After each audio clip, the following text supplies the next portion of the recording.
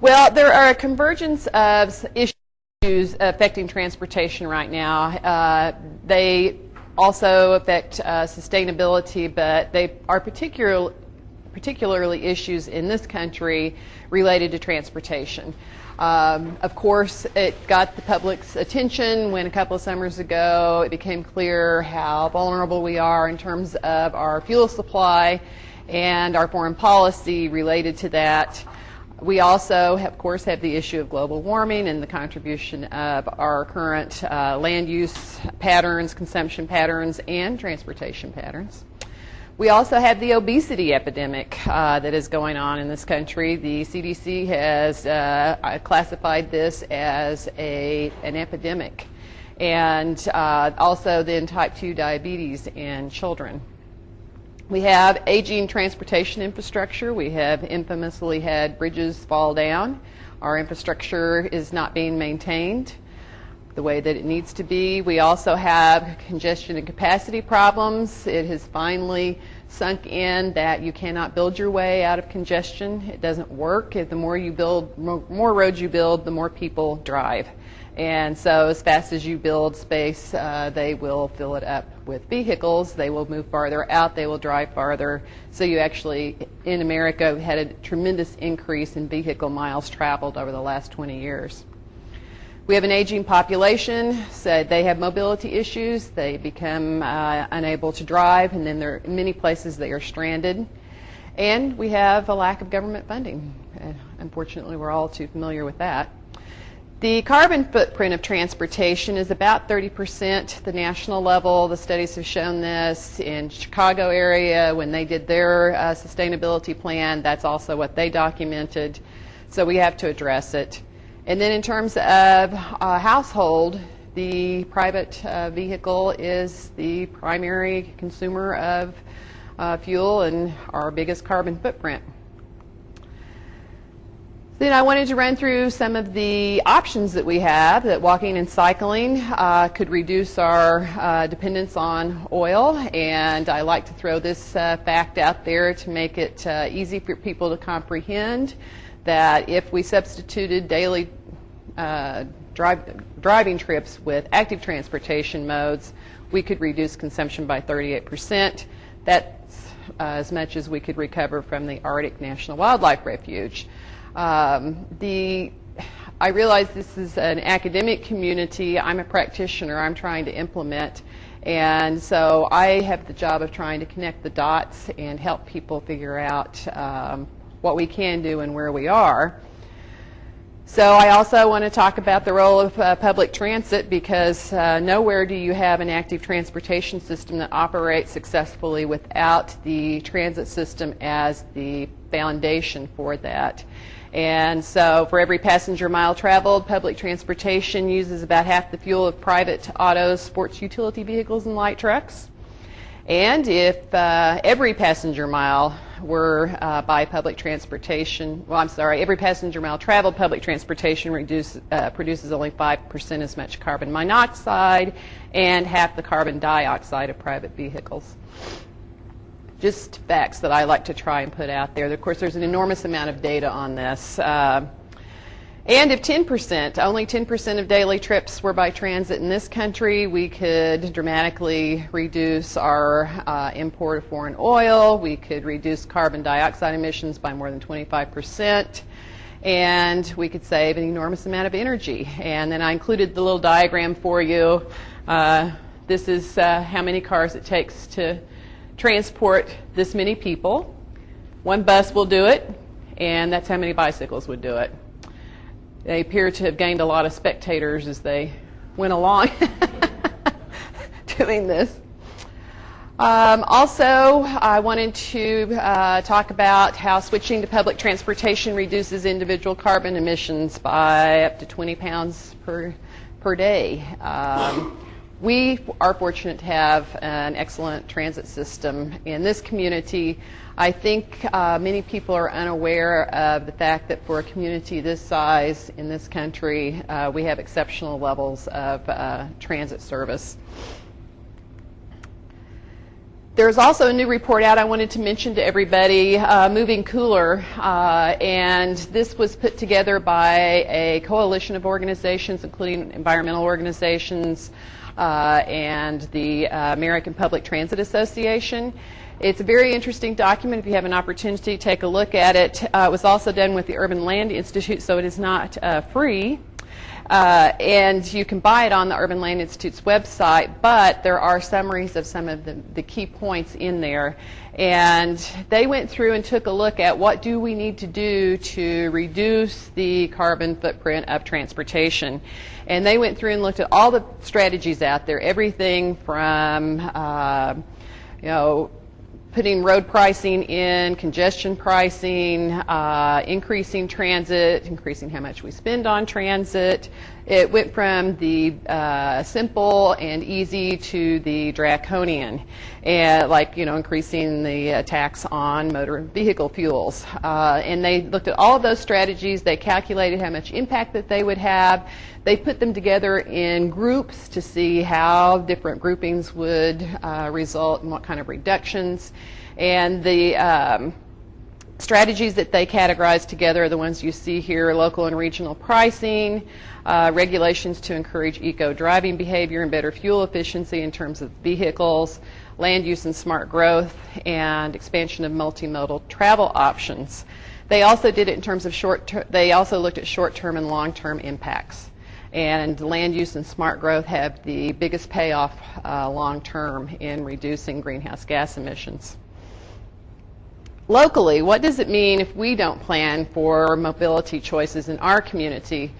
Well, we have really short commute times here. We have a 15-minute commute time. And people don't realize that's partly because we also have a high mode share for walking, biking, and transit. If we did not have that many people getting around by other modes, we would have commute times that look more like this. And, I don't know what your experiences are, but my husband's chair of the math department.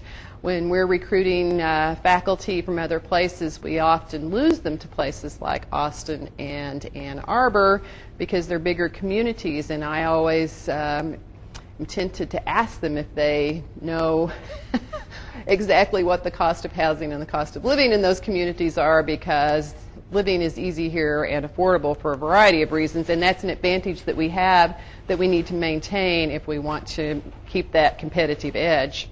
Additionally, a lot of the experts have been looking at what's going to make communities competitive in the future, and having good options for lifestyle choices and mode choice are going to give communities a competitive edge. That what I just said, choices in housing and transportation are going to be key.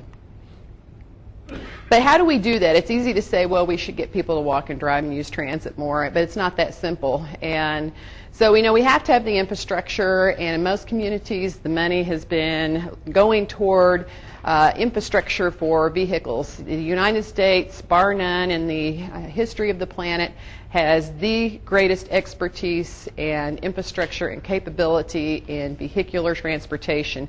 We have done it well. We have not done so well for pedestrians, cyclists, and transit users.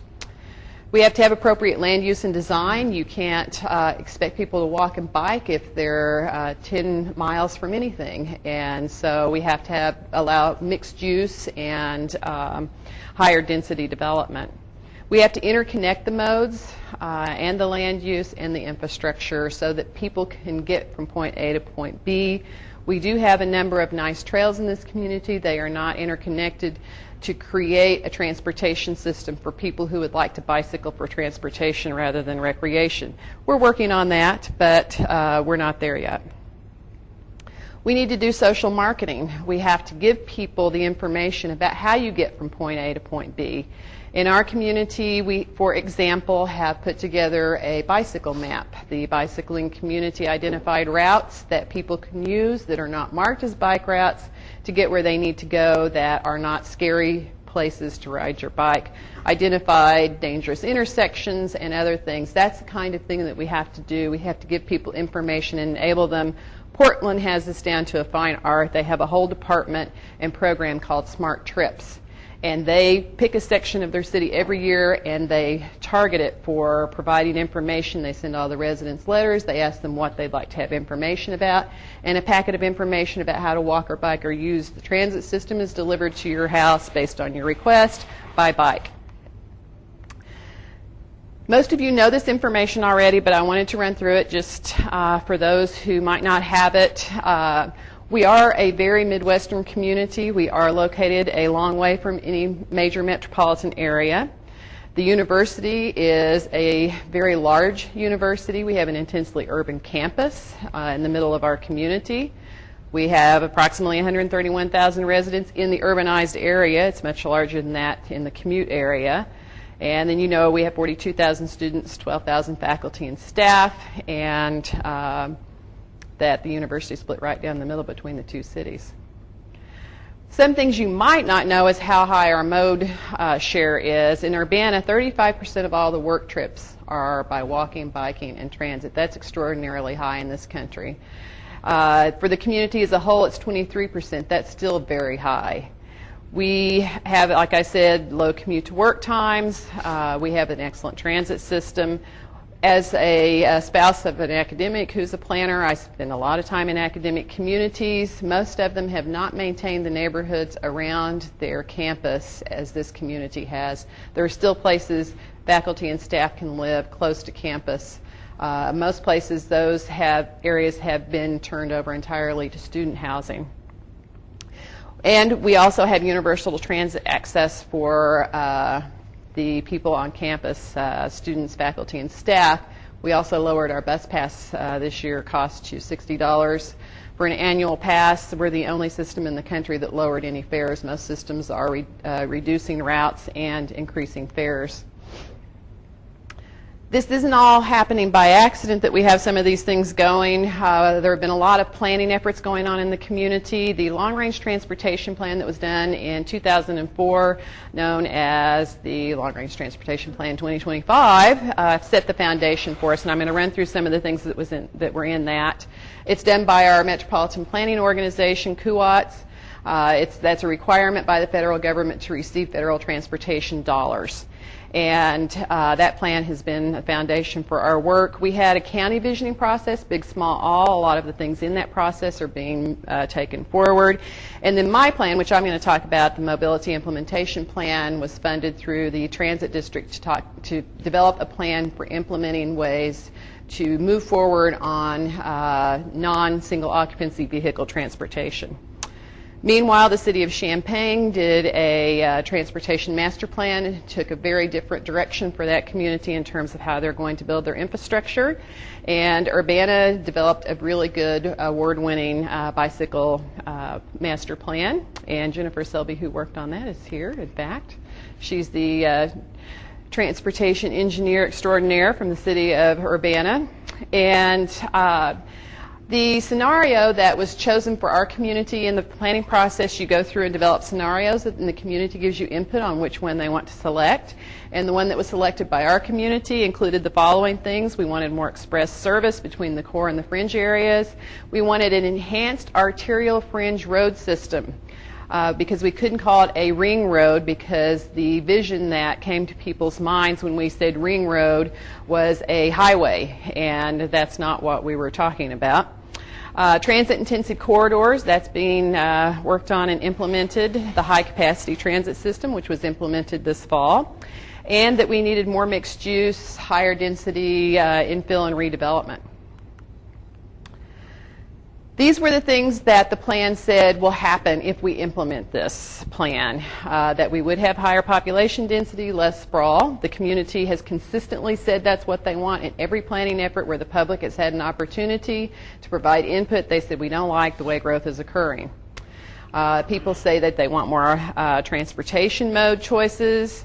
The cities will save a lot of money on infrastructure. I have a slide on that. We would also have more walkable centers, and people would have to rely less on their vehicles.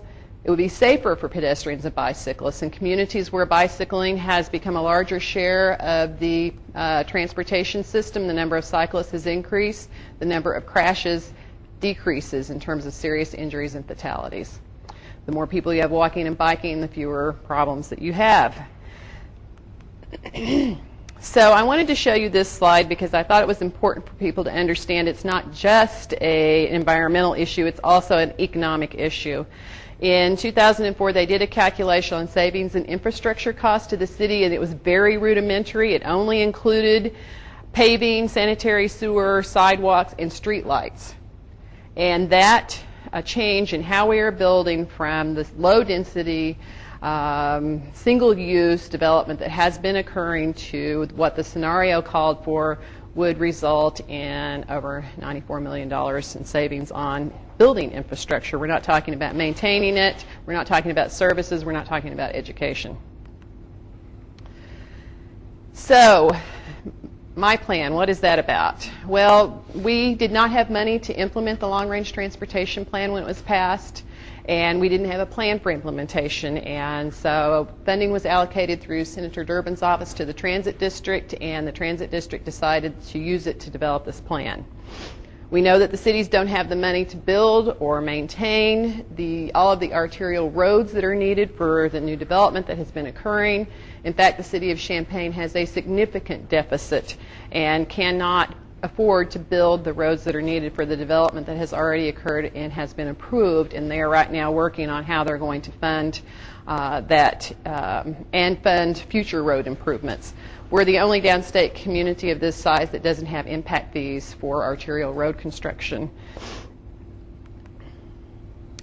So we did a major public input and marketing analysis. We asked people these questions, what do you use now to get where you're going? What do you want in the future? And got a lot of public input, and I'm going to share just a little of that with you. We had a number of neighborhood meetings with using a game called Transopoly. As a transportation planner with over 25 years of experience, I can tell you I've never gone to a public input meeting and had people tell me afterwards how much fun they had. So it was a great tool, and it got people to really tell us what they thought because it was a game, so they didn't feel intimidated about sharing some of their hopes and dreams.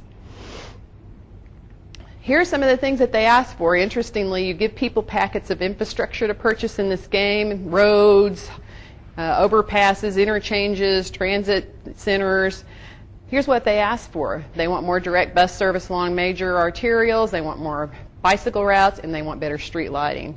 And this was developed at the Center for Neighborhood Technology in Chicago. They said they get the same kinds of results up there. People are asking for the things that are not as expensive. They want the basic things to help them move around more safely and more easily.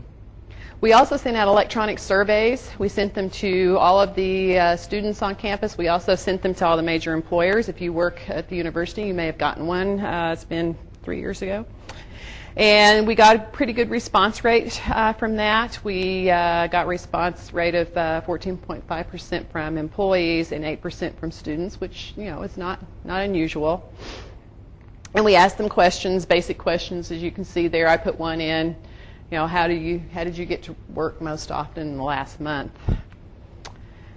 I just wanted to give you, by the way, all of these documents and all of the data you could ever want to read is on our website. So if you want to look at this stuff, there's an enormous amount of data there to look at. But I wanted to share some basic things with you. Despite some perceptions in the community, our students are not lazy. Their primary mode of transportation is walking. And their second mode is transit. They don't drive very much, even if they have a car on campus. Now, when we look at the employee mode choice, we see something quite different. They are driving, and they are driving alone, and most of them are driving to work alone a very short distance. The next highest modes are carpooling and transit. So here's a little summary of the results I thought I would have for you. That the primary mode of transportation for students is not vehicles, even if they own a vehicle. In addition, they compared us to other similar campuses, and our students utilize transit at twice the rate of other peer institutions. Employees, like we said, 73% of them are driving alone to work. The majority of people in the community have someone in their family who uses transit at some point, and there's a very high level of satisfaction with the service. We also did market segmentation to try and assess the potential for other non-single occupancy vehicle mode choices and how we could help people, how we could encourage them to make those changes. Another part of our study was what we called mobility enhanced development, because everybody talks about transit-oriented development, but that is typically associated with subways, rail, other fixed guideway systems, and we don't have that here. So we wanted to name it something that gave it a broader context.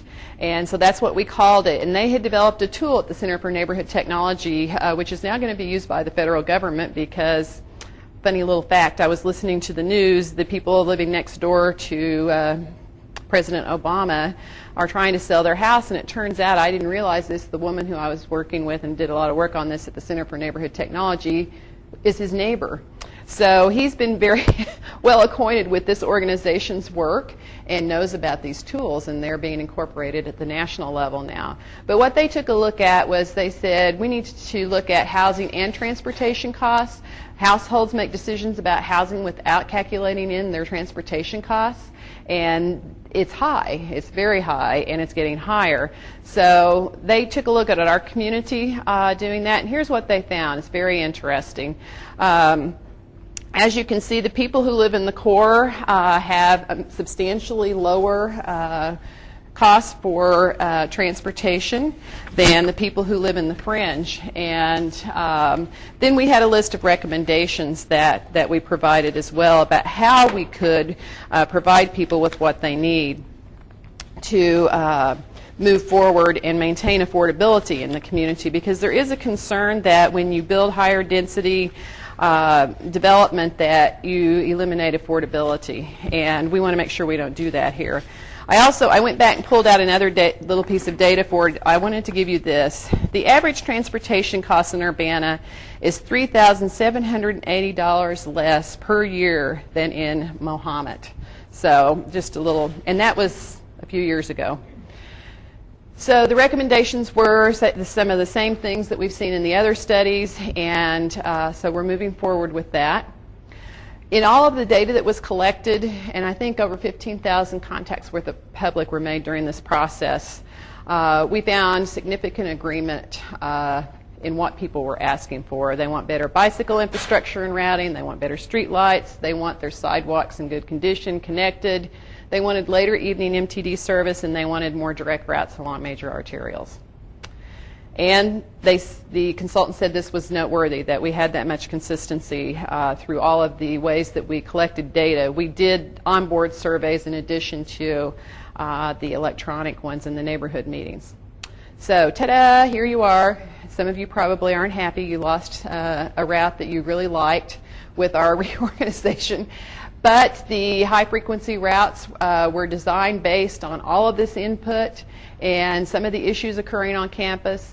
Additionally, a lot of the routes on campus had been designed based on the one-way street system that was in campus. So a lot of those streets are two-way now, and that's why you had a lot of buses going in a circle, because there were one-way streets. This provides higher frequency transit, and it connects people up to nodes with a one-seat ride. We've also, as you know, created the Green Hopper on Green Street. Every 10 minutes it goes between, you have a bus going between the two downtowns. So the MTD has been moving forward with implementing what the public said that they were looking for in terms of transit. But there's all these other mode shift issues that we need to look at. So there are other things. MTD is not just a bus system operator. The organization sees itself as a mobility provider. So we worked, and I got to enjoy doing this as well, working with the two cities and the university to try and bring Zipcar here. And we had to provide a revenue guarantee because we're a small enough community. They don't just show up here. In big cities, they just show up. But here we had to provide a revenue guarantee. We are expecting that we will meet the revenue that the cars are generating through use every month by the end of the year. The membership is over, excuse me, 300 now. and the use has been increasing dramatically. We launched this in January due to the logistics of trying to get the contracts in place, which is not the time to launch a car share program. But that's how it went, so we did launch it then. We also have a very large Safe Routes to School program here. The director of the program at state level says we have the most active Safe Routes to School program in the state. And we've gotten a number of grants. We just got word a few weeks ago that we were given $62,000 for this year's program through the National Safe Routes to School grant program. For Zipcar, do we have a mini in town? We do not yet have a mini, I do not believe. So I might ride my bike to the mini parking. And then There's a cool factor required there. Right. Well, as we expand, that's an option. The cities didn't request that. The city of Champaign did request a hybrid, so we do have a Prius in the mix, even though the revenue guarantee on the hybrid was higher.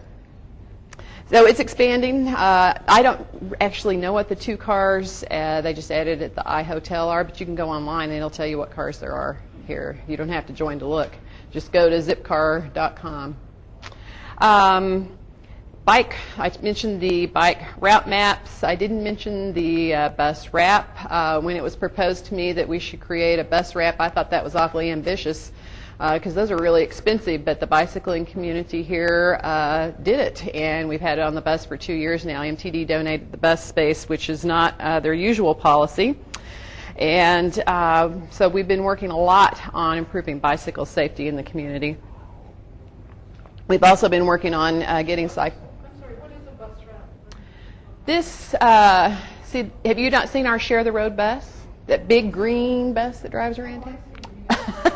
It's an advertisement that wraps the entire bus, and it has to be applied. It's a big material. I don't know what the materials are, but you have to design it, and then they have to print it, and then they have to put it on the bus. And so the wrap itself was what, Gary, was it $4,000, the wrap itself? Something like that. Yeah. And so, we were looking at, usually the MTD charges $24,000 a year for wrapping a bus for advertising, and then you've got the production of the wrap. And so we were looking, what I looked at it, I was thinking, $35,000. We pulled it off for a lot less than that, but we still spent several $1,000s on it. And we've been working on marketing information and mode choice to the community.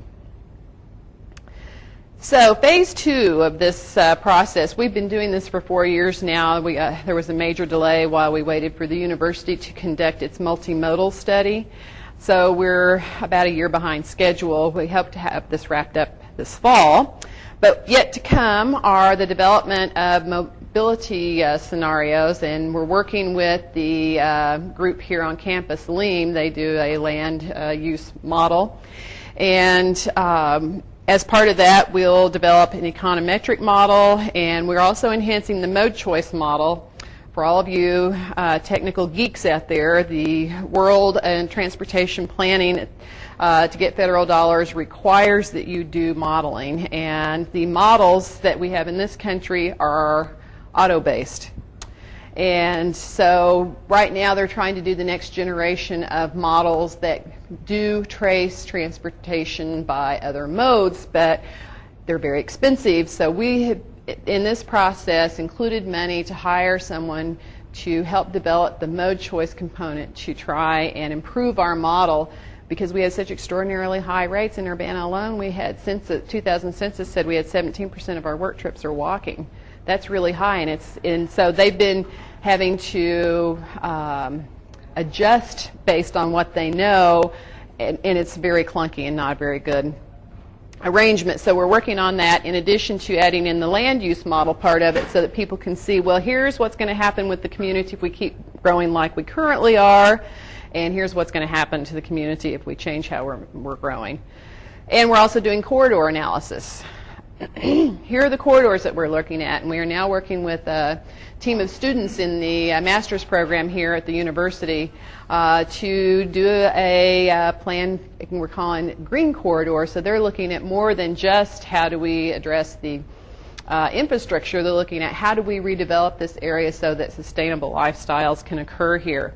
So we're looking at Springfield and Urbana from downtown to Goodwin, and White Street in Champaign from right to Logan, because we need to be able to go under. Yeah. Well, you'll note that there's not a connection here. The university didn't want us to study a connection. So that's why that's there. And we will be taking a look at, and have already looked at, a number of things. In fact, just this week we submitted a $29 million Tiger grant to the Federal Transportation Department to build everything that would be needed to do the high capacity system and these streets as major transit corridors, including connections by walking and biking and all of the other things that you need. Right now, some of these streets, I don't know if you've driven down White recently, but it wasn't designed for heavy transit traffic, so the pavement needs to be replaced. There are a lot of things that we could fix to make it work better. Here's a visualization that we did. What would a green corridor look like? So here we are at First and White. That's what it looks like now. And then they phased in how could we redevelop so that we get higher densities. So you go from, well, and this is Second and White. You can see how that worked too. We did save some things like Fiesta Cafe, because we had feeling some people would be upset if we lost that. So they're still here, you see. And eventually we could look at bus rapid transit or other higher capacity transit systems in those locations. So we would like to do this for Springfield as well. It's just, we've got this with the technology now, you can do these nice little visualizations, because when you talk to the public about higher densities and mix of uses, they automatically in our community visualize apartment buildings on stilts. And that's not what we're talking about. So we have to give them a picture of what it could look like so that they don't automatically visualize the worst that could happen rather than the best. So the final phase, which we're also working on right now, we'll have a cost-benefit analysis. We'll develop a preferred investment plan to give an idea of what we would need to invest in to get where we need to go, and a 5 to 10-year plan. I also wanted to add this in as another little piece of information. I heard this fellow speak at a national conference I was at from the Brookings Institute. They've been doing a lot of research on this, and he said, you know, the demographic evidence is there, consumers' research is there, but the most telling factor is the much higher price per square foot for housing that is in a walkable community as opposed to a non-walkable community. And they show that is anywhere from 40 to 200% difference. And we see that in our community if you look at the housing that people pay a premium price for over in the State Street neighborhood. The price per square foot is higher there than in other locations. And a lot of the houses need a lot of work. So there is definitely a competitive edge to having housing and businesses located in locations where people can get around without having to drive everywhere. So I just wanted to summarize, and I wanted to leave time for questions. To achieve sustainability in transportation will require significant mode shift. It is, in fact, a little discouraging as someone who's been an environmentalist since 1969 when I attended an environmental camp funded through the Nixon administration. Been working on these things all of my life, and to have watched such significant changes in behavior occur in 2 months as a result of an increase in gas prices was very telling. We environmentalists have been saying that for a while, but the clear connection between price and behavior was dramatic. And so we have to do all of these other things as well, but that's something that's going to have to be looked at as in addition. We know we have to have the infrastructure. We don't always have that now, and the cities have been shifting funding resources and spending much more money on sidewalks and putting in bike lanes. So we are moving that direction. They are also changing development policies. The City of Champaign just passed a reduction in parking requirements for infill and redevelopment so that you don't have to put as much parking in as you do out on fringe development. And education, and that's part of what I do. And that what we all need to be doing is giving people the information that they need. For example, if you buy a house at somewhere far away that you're buying because it's less expensive, you should think about how much you're going to spend in transportation costs living there, and so the savings you saw on your house are insignificant compared to what you're going to spend on transportation. People may still make that choice, but they ought to have the information. And that creating a livable community requires that we give people choices in housing and mobility, and the economic benefits will be huge. And for this institution, the University of Illinois, I think it's absolutely critical, and that's why the university helped fund Big Small All and has worked on some of the other planning efforts, because this community knows that we have to be able to market ourselves as a really great livable place, as an attraction. In conclusion, I just wanted to say creating the seamless multimodal transportation system is one of our goals. And I have the websites where you can get information, and I have a quote at the bottom that I like to remind people of, that there are no passengers on Spaceship Earth, we are all crew. And it's not about somebody else fixing the problem, we are all part of the problem and the solution. And like I said, all of the documents that have all of the information about my plan are here. If you're interested in the CU Safe Routes to School project, we have a website as well. MTD's website, if you haven't been there in a while, we have a section called Going Green now, and you can look at all of the things MTD is doing to achieve sustainability. We signed on to the American Public Transit Association's sustainability commitment pilot phase. They're developing a sustainability program for transit systems, and we are part of that program and are working on bronze level status in that program. So we are working on that both in terms of our operations and in terms of our role in the community and helping provide people with mode choice. So I'd be happy now to answer any questions, and if I can, and I appreciate you all listening today. Yes, Gary. Maybe you could say something about what seems to be like a bit of a contradiction. You talk about infill development, reducing sprawl and all this. And yet, this arterial fringe road is part of this plan that you see moving towards sustainability. You see why I'm a little confused about that? How does an arterial fringe road, where it makes it possible to go from northeast of Urbana to southeast of Champaign, never go through the cities, how does that foster higher compactness? Most of that road is already built, by the way. When this came up during the Big Small All discussions, I said, well, the thing is, most of this road's in place, or the planning pieces are already there. So my question to them was, do you want to have input on what kind of road we have? And the concept there is that neither of the city, whether we do not have a road in the community that provides easy access north and south and east and west. And because of having two cities that didn't, always build or plan together, and so the road itself would be what they call, it would have controls on access, so that you don't have the number of driveways that you do on our current arterial roads, which create a lot of conflict points, a lot of crashes, and a lot of congestion. So the idea of that road was to provide those routes that are needed in a safer environment, and hopefully a more pleasant one. My vision would be that the new segments of the road be built with medians, rain gardens, bike paths, sidewalks, and we are starting to see some of that. Windsor Road does have a multi-use side path. It will have medians.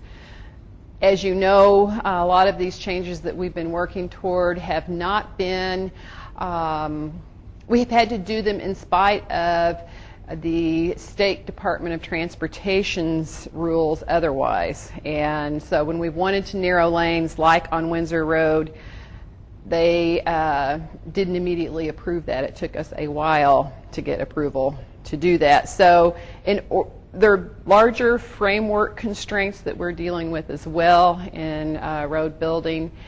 In terms of land use, both of the cities have addressed land use around this corridor already. And so the development that would occur there would be substantially different than what you see on North Prospect or even North Cunningham. For example, what they did with the Curtis Road interchange. The City of Champaign's Transportation Master Plan calls for development in nodes with high-frequency transit and connections with bike and pedestrian facilities. So both of the cities are moving toward changing how they manage land use adjacent to the roadways, and so that as that development occurs, we don't have the same patterns that we currently have.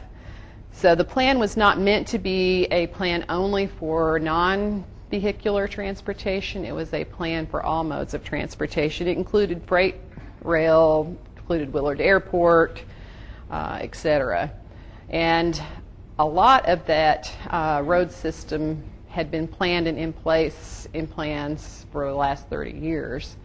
So what I see there, my vision there is that this road would provide us a roadway system that does a lot of the things that we want it to do, and it does it differently than we've done it in the past. So you may still see it as a contradiction. We are still spending some money on building new roads, and there is going to be more money spent on building new roads. My question is, what kind of roads are we going to have? And so what I do is work on having complete street roads built, which I know you also work on. Are most of you familiar with the concept of complete streets? No. This is, if you go Google complete streets, you'll find the website. This is being adopted at the federal level as well. Complete streets have been adopted in a number of places. They were adopted in the city of Champaign with their new transportation plan.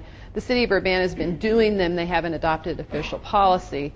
But what it means is that you provide infrastructure for all modes of transportation and that you're required to do so. That means that you will have sidewalks, you will have facilities for transit, you will have facilities for bicyclists. It's not just about cars. And the state of Illinois passed a law requiring our Department of Transportation, Illinois Department of Transportation, to have all of their new projects be complete streets, and they have yet to implement that. That was 2 years ago. We're still working on that because the proposals they have made for complete streets are not actually complete streets. They said, we won't make you build the complete street if you don't have the money, is basically what they said, is that they will build what they've been building and you can pay the extra. The community can pay the extra to turn it into a complete street, which is not what the legislation said. So you can see nothing's ever simple. Getting there is always difficult. Yes? Can you explain the responsibilities of the different entities? When you talk about transit district, you talk about cities, like that. Yes. How they all work together, or they don't? Yes. Well, I probably can't share with you, frankly, everything about that. I don't want to air all of the dirty laundry here. But when I arrived here from another state, when I moved here in 2001, it was like landing on another planet. I had never seen government as fragmented as it is here. The state of Illinois has 7,000 entities, governmental entities. When I got my voter registration card, I couldn't believe it. I had 10 taxing districts on my voter registration card. I was just dumbfounded. And it took me a year to figure it out. Illinois has a history of each kind of governmental function being its own entity. So Champaign-Urbana Mass Transit District is a separate taxing body with its own board. The park districts are separate entities with their own boards and taxes. The library is its own entity. The sewer district is its own entity. Even the water is private here. I've never been anywhere where the city doesn't own the water. It's like less than 10% of the municipalities in this country have private water systems. And as a planner, I was thinking, how do you stop sprawl when you can't even have control over the infrastructure? I mean, I was just aghast. And so as I started, figuring it all out and talking to the planners, because we have two cities, we have the university, which is not subject to municipal law.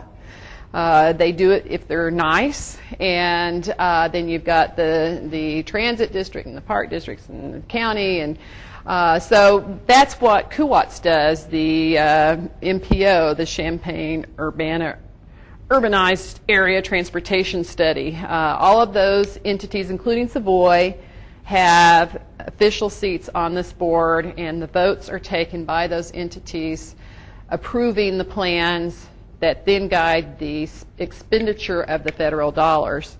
For example, our little Safe Routes to School project, our $62,000 grant, we have to put it into the plan at the MPO in order to get the state dollars to do that.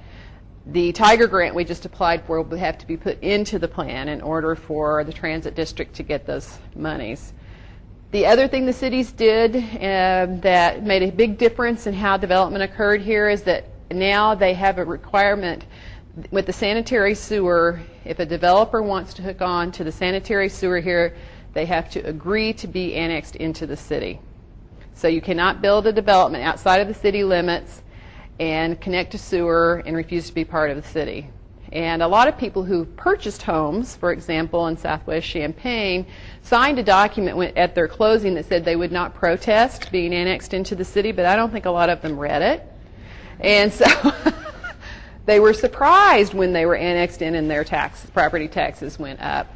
Those are in place in the cities now so that they automatically are pulled into the cities, and the cities have what they call extraterritorial jurisdiction, so that development that's occurring outside of their municipal boundaries for a mile and a half, they have some control over how that development occurs, although not full control. So, Jennifer, do you want to add anything? On the one hand, we want to promote high-density development. On the other hand, the city probably gets a lot of revenue from single-house development with new development. Or taxes or whatever. So is there a tension there? Or, Ding! You win the prize. That was that was one of the things I started talking about as soon as I got here. I said, you all need to do a fiscal impact analysis, because every time we would discuss changing development patterns, we would just degenerate into an argument about how much it actually costs, and nobody knew. And so you never got anywhere. You just got into an argument, and the developers are saying this, and the cities are saying that, and blah, blah, blah. So the city of Champaign, in fact, hired the best-known national firm, the one I had worked with, to do a fiscal analysis for the city. They had preliminary results that were released. We were supposed to get the final results in August. In fact, now it occurs to me we haven't heard that yet. But they had a first public meeting, and they released a document, and it was very interesting what they found. They found that single-family development, new development, does not pay for itself, except for the housing that was at least, I believe, $250,000 or $300,000. So only the very high-end single-family housing was paying more than it's going to cost the city to serve. And that's not counting education, by the way. That was just city revenues and expenditures. And the other category of development that generated more in terms of housing, that generated more revenue than it cost the city, is the high-density development like One Main and M2. And they were taking then a look, I think they were going to do an additional look at the high-density student housing, because that just has occurred here. We really didn't have a 23-story building with student housing in it up until this year. So I think they were going to take a look at that as well. Of course, commercial pays for itself and more. Industrial, I don't remember the numbers on, but it was very clear that for the cities to manage their revenue and expenditures, they are going to have to take a look at a balance of development and how that development is occurring to reduce their costs. Because if you live in Champaign, you know that they were having trouble with clearing roads if we had major snowfalls, repairing roads. Both cities have struggled to stay on top of maintenance and provide all the services needed. Urbana has had less land area developed, and so they've had fewer problems in terms of that revenue and expenditure formula that we're talking about here. But go to the City of Champaign's website if you're curious about that and take a look at it. I wish I were good at remembering numbers and I could, whip all those numbers out. My husband, the mathematician, does that for me. Maybe I should have had him here to help me. He can spit them all out. It's very impressive. But those were the basic things that they found. And so the cities, I think, now have enough information in hand for their policymakers to make better decisions. Staff can't direct policy. The elected officials have to make those decisions, and we have to have information for them to make those decisions on, because they are lobbied, of course, by a variety of interests. So, yes? In terms of walking and biking, especially for kids, is there any movement to reverse the trend towards every little subdivision being like a fiefdom unto itself with only 2 entrances and exits and no way to get from one to the other on a bike without getting onto a major road? And yes. Secondly, what are old people going to do in a few years when their driving is not as attentive or however you want to phrase it used to be, and almost all the stores are located like on Randall Road up by Elgin, where virtually every store is on a road that's probably 8 lanes wide, and it's virtually impossible to maneuver around without having 2 minds paying attention. That is the dilemma we face as a country. This community is much better positioned than most in this country in terms of retrofitting and adapting. People do have decent housing choices and locations where they can access other modes. But there are places where this is a big problem. I did a tour last fall. It was called the Northwest Town Making Tour, Northwest Pacific Town Making Tour, and the Center for Livable Communities in California and Dan Burden, some other famous people who work in this field, put this together. And the point of the tour was to look at communities that were refitting themselves from auto-oriented to multimodal communities.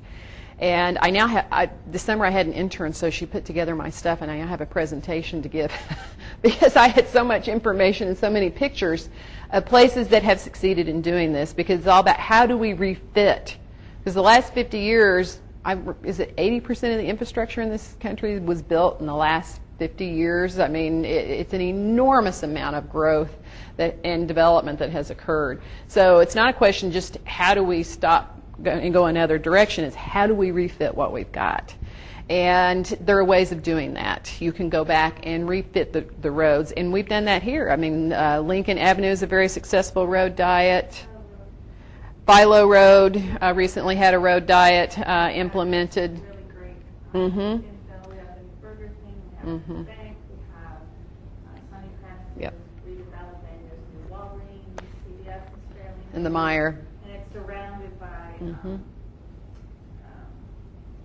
assisted living areas. Right. Although we have a lot of elderly veterans. Yeah. And so you have to fix the streets, you have to fix the transportation system, and you have to fix your land use policies to allow for the redevelopment of the areas that are there. So, for example, let's take Philo Road. They had those giant parking lots, so they're allowing infill development to occur. Personally, I think we need to move them up closer to the street. But it's an incremental change process that we go through here. We're making steps in the right direction. The Walgreens moved out into the parking lot. So that's the kind of infill and redevelopment that we start seeing. A lot of my friends in this field refer to parking lots as land banks now. We have way more parking than we need. That's the other thing that has to happen, is parking was not a right granted by God when you got your driver's license. Parking is a privilege just like driving is, and you should have to pay the real costs of parking. Right now, parking is heavily subsidized. We are paying for parking in all kinds of ways we don't even know we're paying for it. And so if you're interested in that, there's an excellent book. Donald Shoup, S-H-O-U-P, did a book called The High Cost of Free Parking. I have that right? And there's a book, and there's also what's called a Planner's Advisory Service Report on this that's a smaller, condensed, less expensive version that you can look at. And he goes through in details how much we're actually paying for parking and how we can change how we're doing parking to make people pay for what is actually costing. And then that gives, what he's done in some places is they've changed the parking rate significantly, and the increase in the parking rate goes to the adjoining business owners for improvements in their business district. And so when they do it that way, the business owners are not as opposed to it. There's been a huge uproar about the parking rates in downtown Champaign, which I have watched with amusement, because the places where they increase the parking fees, the parking hasn't gone down there. People are still paying that. There are places you can park for much less. All you have to do is walk 2 blocks. And people say, well, it's too far to walk. And I'm thinking, well, when I go to the mall and I go up to Northwest Prospect, I walk a lot farther to get to the store than I do when I go and park in downtown Champaign. So that's also a perceptual issue, that people have this idea that they should park right in front of a business. And so that's an awareness-raising exercise that we can do. So I think that we have some examples and some tools of how to redo things, and it's going to take a lot of thoughtful effort on the part of our elected leadership and the communities in general. This community is in a much better position than many. In some places, when they've made these changes, it's a result of the fact that they bottomed out so badly that they had to do something radical. Chattanooga, Tennessee, take a look at what they did. It's absolutely astonishing story, and there's a video that was done on this that is a very powerful video. There are some other videos available through Bullfrog Films. If you're interested, you can rent them, in fact. And we have showed some of them. The city of Urbana, when they had the State Street neighborhood was designated as one of the 10 great neighborhoods in America by the American Planning Association a couple of years ago. I was so excited. I organized a little mini film festival, and we showed it in City Hall, and I pulled some of these films in. There's another very interesting film you might want to look at that's free. You can look at it on YouTube. Contested Streets was done by the Bicycle Advocacy Organization out of New York City. They go through and look at the history of streets in New York City, what has happened to them, and then they compare New York City to London, Paris, and Copenhagen. And it's a fascinating video. It's very powerful. So there is a lot of interesting stuff out there. It's a matter of trying to get it into the awareness of the public. And that's what I spend my professional life doing. Did that help answer your question? All except the subdivisions. Is anybody moving towards having subdivisions have streets that match? Yes. The cities do require interconnection of streets now. I think that the city council in Urbana now would not back down on that. The prior city council did not carry through on that commitment. For example, the Aldi by Behringer Commons, the city staff proposed there be a road connection from the neighborhood so that people in the neighborhood could go to Aldi's to shop. The neighborhood was violently opposed, and I was embarrassed by the dialogue, because the conversation at City Council went like this: drug dealers and criminals are going to shop there and come into our neighborhood. So the Aldi was built with not only no connection, the City Council required them to build a wall. You cannot walk from the neighborhood to the Aldi. You have to go out onto the street. Now, the city, I believe, I don't know the particulars of how the sidewalk was built, Jennifer. You used to not even be able to, there wasn't even a sidewalk. You had to walk in the street along there, which is very dangerous. But there is now a sidewalk, and I never heard the story about how that sidewalk was built there, but they can at least walk to the Aldi now on a sidewalk without taking their life in their hands. But that's the kind of political pressure that elected officials find themselves under, and it takes real courage and fortitude for elected officials to say, we're going to follow our policies. This is what's good for the safety and the health and the future of our community. I don't think that that scenario would occur again today because this city council has a goal of becoming a bicycle-friendly community, and they're very dedicated to safe routes to school, and this is in the policies of the city of Champaign now. And I go to their development review meetings, and we talk about that now. In the past, I would joke and tell people my job was to go to meetings and ask, how does the pedestrian get from the street to the store? And I don't have to ask that question anymore. The conversation has changed in the last 8 years. But it's an incremental change. It's happening, but it doesn't happen instantly. So did you have any... Did you want to share anything about the sidewalk or not? No. Well, we have one now, so it doesn't matter how it got there. Just a sort of wrapping, following up on 8 years. I've been gone for 10 years. I grew up in town and have come back, and it's really impressive to walk around town and see Thank you. There and see downtown Champaign with seating outside and sidewalks. Yes. And to see the Yes. white stripes on roads go back in that came out that were taken away when I was 12 years Yeah. old, and I was pretty upset with that as a kid. So it's really nice to see those things in road diets starting to happen again. Yes. This may be not being a transportation expert. I've just observed that there's a lot of parking lots that are empty. You know, like at churches and businesses. Yes. During the day, and the U of I, for example, you know, has a shortage of, let's say, parking and have to build more parking spaces. And I live outside the area now, so I drive in. I just wonder about partnership with businesses and other entities where they could be kind of a collection place for limited number of people, say half the parking costs of parking on campus, and be able to get a bus conveniently to work. If some kind of a you know, regional sort of look at using all of what we've got, you know, no matter who owns it, to make a more rational system. If that would, I don't know if the public would. I don't even know how much I would use that, to be truthful, but I've always wondered if that might be an option for, you know, making it a little bit more easy for people like me to actually use it. 3 points to your question. Yes, the cities are looking at shared parking on new development. They are actually requiring the developers to look at shared parking. And this is... it's not a new concept for some developers, but for others it is.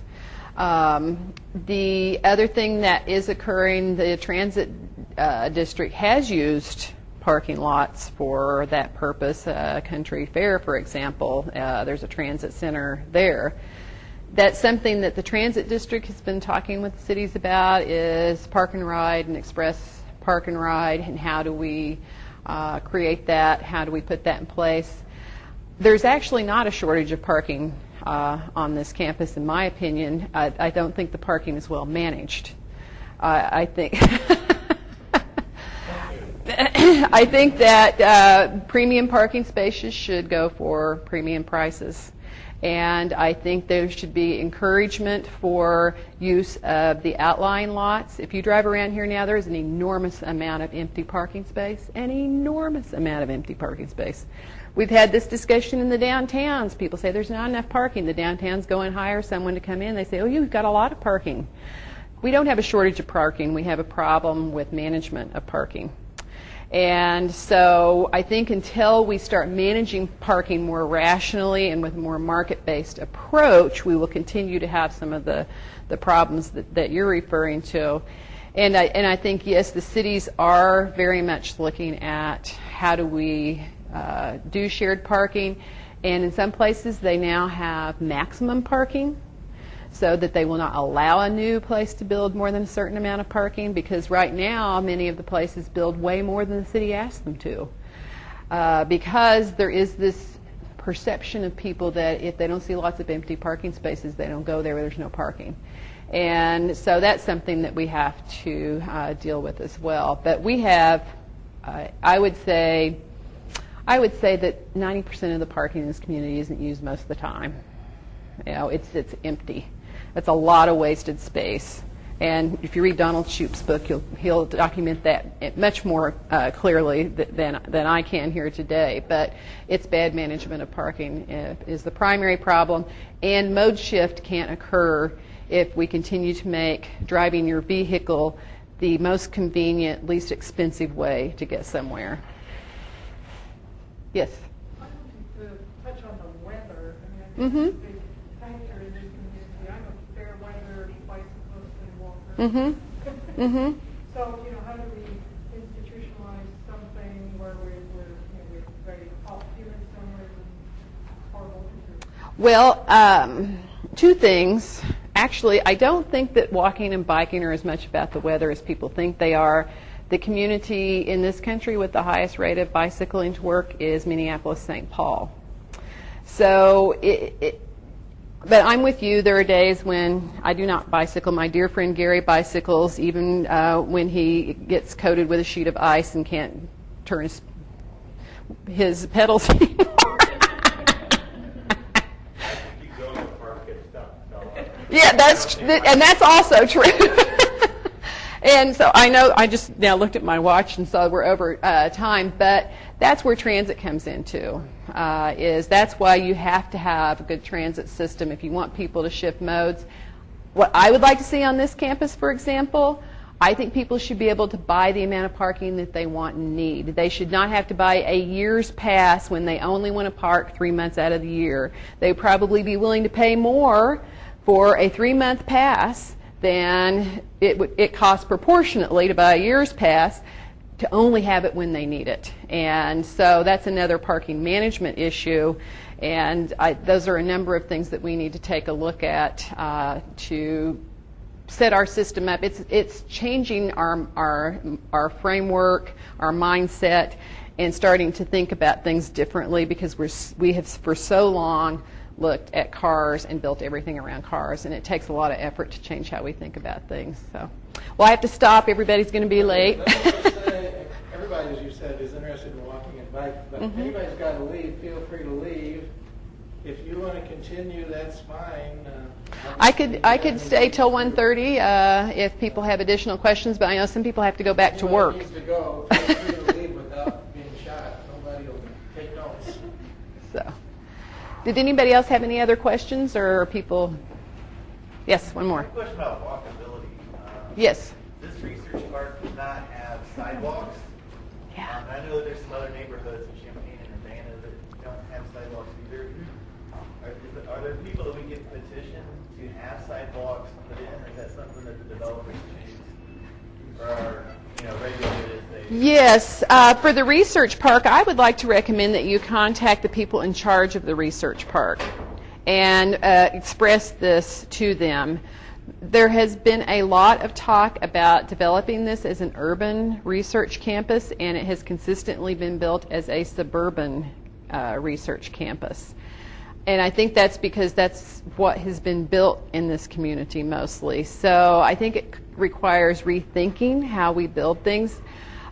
Peter Fox is very interested in sustainability now, and I think if people contacted him and his office and said, can we take a look at this? I know he is working with the university now on trying to get a bike path built through the research park. The other place I would suggest that you provide your input, you could certainly send this to the Director of Facilities and Services. And I wouldn't be above expressing that opinion to the Chancellor's office. They have a fitness committee, they have a safety committee, they have a number of committees. You speak up, you may find yourself serving on some of those committees, but that's not a bad thing. I think that there needs to be more public conversation. Our tendency is just to gripe because it's not there. And the transit district has had this problem with bus shelters being put in, when there's not a sidewalk leading to it. I've seen that happen in other communities as well. So it's, I think, in large part been overlooked. And so the other thing I would do is if there's a location that you know is in the city and there's a gap in a sidewalk, certainly contact your city council representative. I don't know which city you live in, but I would bring it to their attention and say, I would like to walk here, but this sidewalk's in bad shape, or I don't have a crosswalk, or blah, blah, blah.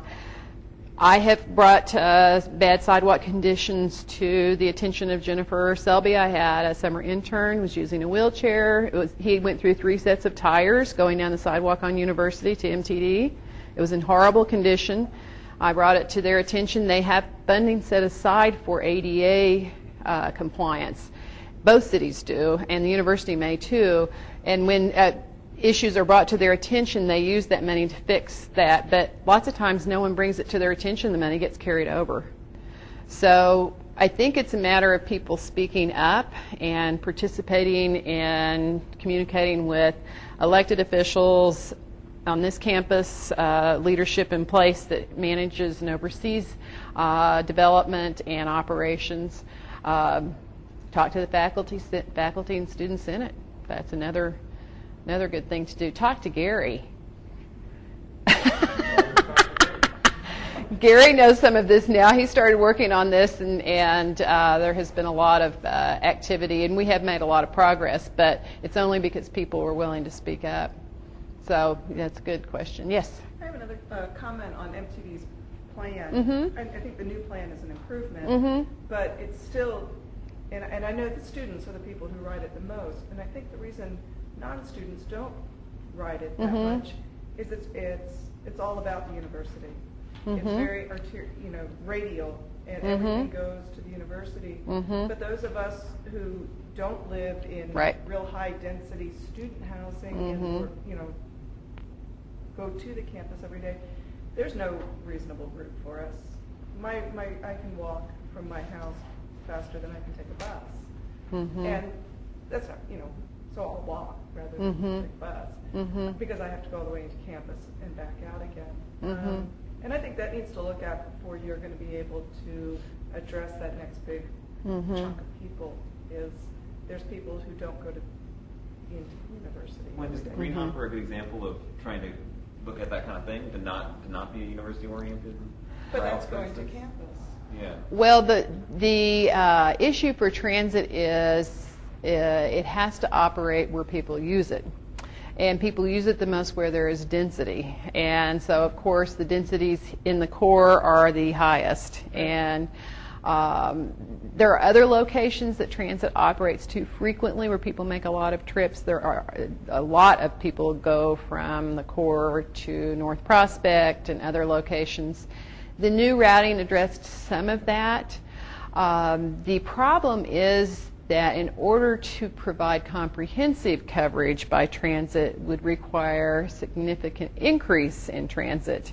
And that occurring soon would require additional revenues, and you add into that the vocal minority in the community that always complain about expansion of transit, as you may well be aware of.